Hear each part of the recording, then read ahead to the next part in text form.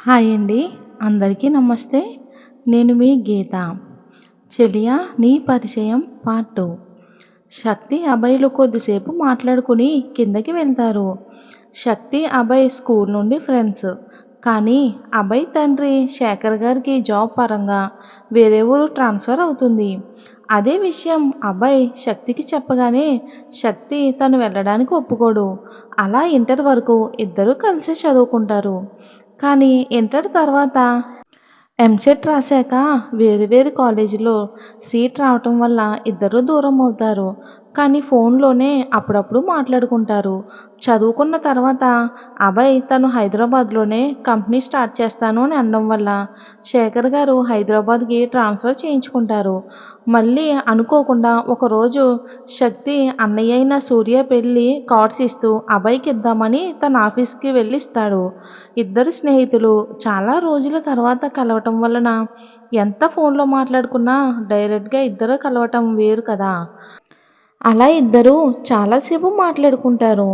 అలా మాటల్లో శక్తి వాళ్ళ అన్నయ్య పెళ్లి గురించి, ఈవెంట్ మేనేజర్ గురించి వెతుకుతున్నట్టు చెప్తాడు అభయ్కి. అభయ్ వెంటనే, అయితే నా చెల్లి ఉందిరా, తను కూడా చాలా ఈవెంట్ చేసింది. నువ్వు ఓకే అంటే తనతో మాట్లాడతాను. ఇందులో బలవంతం ఏమీ లేదు. శక్తి ఆలోచించకుండా, రేయ్ నువ్వు చెప్పాక నేను కాదు అనే ఆప్షనే లేదు.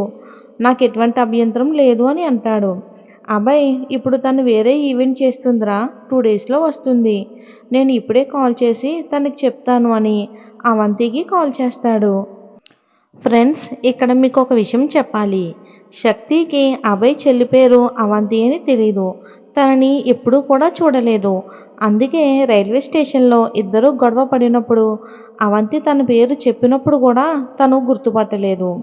అవంతి కాల్ లిఫ్ట్ చేసి, హలో అన్నయ్య, ఏంట్రా అప్పుడే నా మీద బెంగ పెట్టేసుకున్నావా, కాల్ చేశావు అని అంటుంది. లేదే, బెంగ పెట్టుకుంటే నీ స్టాఫ్ మీద పెట్టుకోవాలి కానీ నీ మీద ఎందుకే, వాళ్ళకి నరకం చూపిస్తున్నావు కదా అని అంటాడు. అన్నయ్య అని అంటుంది కోపంగా.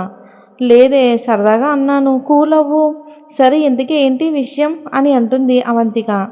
మా ఫ్రెండ్ అన్నయ్యది మ్యారేజ్ ఉంది, నీ గురించి చెప్పాను. నువ్వు ఇక్కడికి వస్తే ఈవెంట్ గురించి మాట్లాడొచ్చు. ఎప్పుడు వస్తున్నావు ఇక్కడికి?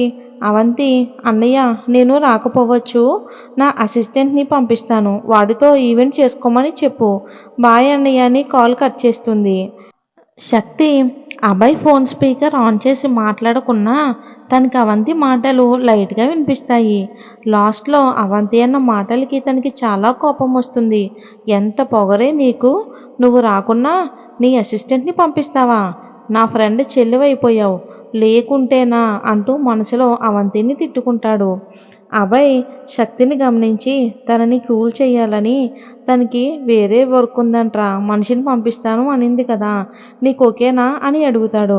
శక్తి కోపాన్ని కంట్రోల్ చేసుకుని, అతను ఎప్పుడు వస్తాడో చెప్పు, రిసీవ్ చేసుకుంటాను అని అంటాడు శక్తి.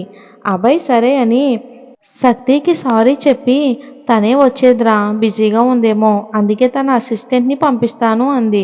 శక్తి ఇట్స్ ఓకే, నువ్వు ఫీల్ అవ్వకు అని అక్కడి నుండి వెళ్ళిపోతాడు. 2 డేస్ తర్వాత తను స్టేషన్కి వెళ్తే ఆ అబ్బాయి రాడు. ఈలోపు అవంతితో గొడవ జరుగుతుంది.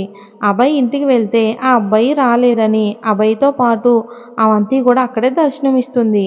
ఈలోపు మీనాక్షి గారు కాఫీ తీసుకొచ్చి శక్తికి అభయ్కి ఇస్తుంది. మీనాక్షి గారు అన్నయ్య పెళ్ళెప్పుడు అని అడుగుతారు. ఇంకో 15 రోజుల్లో ఉందంటీ. ఎందుకు అంత తొందరగా ముహూర్తం పెట్టేశారేంటి? అంటే పెళ్ళంటే చాలా పనులుంటాయిగా బాబు. అవునా ఆంటీ, కాకపోతే పంతులు గారు ఈ ముహూర్తం దాటితే ఇంకో సంవత్సరం వరకు వీళ్ళ పేరున ముహూర్తాలు మంచి లేవు అన్నారు. అందుకే ఇదే ఫిక్స్ చేయించాం. ప్లానర్ని చూద్దామని ఇలా వచ్చాను. అభయ్కి వెడ్డింగ్ చెప్పాను, వీడు మీ అమ్మాయి గురించి చెప్పేసరికి వచ్చాను. అవునా ఆంటీ, శేఖర్ అంకుల్ ఎక్కడా కనిపించట్లేదు. మీనాక్షి గారు ఆయన ఆఫీస్కి వెళ్ళారు బాబు. అవంతి పైనుండి, అమ్మా నా వైట్ డ్రెస్ కనిపించట్లేదు, ఎక్కడ పెట్టావు? మీనాక్షి గారు తన కూతురు గొంతు వినిపించేసరికి మనసులో దీని అరుపులకి ఇల్లు టాప్ లేచిపోయేలా ఉంది అని అనుకుంటాడు శక్తి. మీరు మాట్లాడుకుంటూ ఉండండి, నేను ఇప్పుడే వస్తాను అని అవంతి దగ్గరికి వెళ్తుంది. శక్తి మనసులో దీనికి పొగరే కాదు, నోరు కూడా ఎక్కువే అనుకుంటాడు. అభయ్ ఏంటి శక్తి, ఏదో ఆలోచిస్తున్నావు, నా చెల్లి గురించేనా అని అంటాడు. శక్తి కంగారుగా అభయ్ వైపు చూస్తాడు.